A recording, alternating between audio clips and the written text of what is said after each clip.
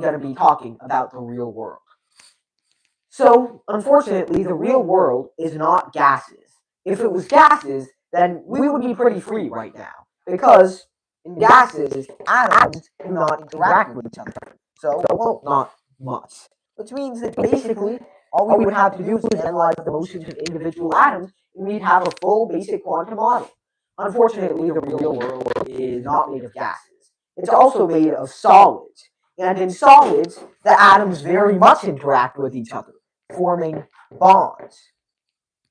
And, of course, there has to be a reason in quantum mechanics for why these bonds exist. Where do they come from?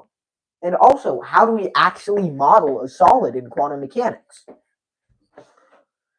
So today is going to be step one towards actually modeling a big hunk of stuff. How do we do that? Well, first of all,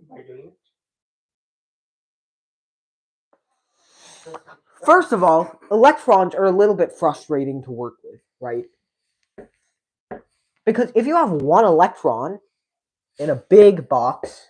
Wait, that's wrong. You cannot know where the electron is. I know. And how fast it's moving. I know!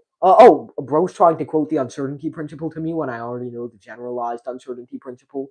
Yeah, but so you can't draw the electron. It's a classical metaphor! Die, heretic! So,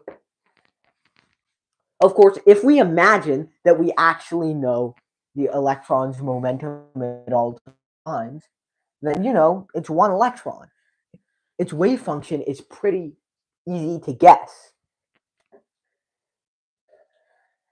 Unfortunately, real-world things don't have just one electron inside them. They have multiple, and these electrons interact with each other. But as you also know, real-world things aren't just electron blocks. They are atoms, which have giant hunks of protons and dead weight, along with electrons orbiting around them.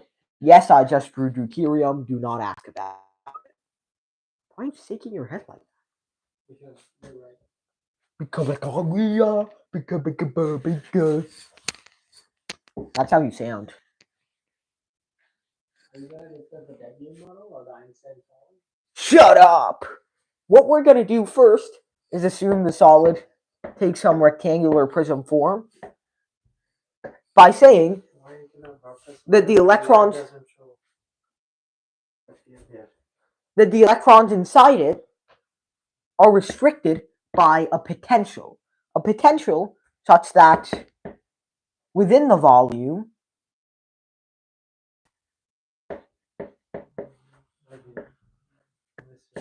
the potential is 0, while when outside the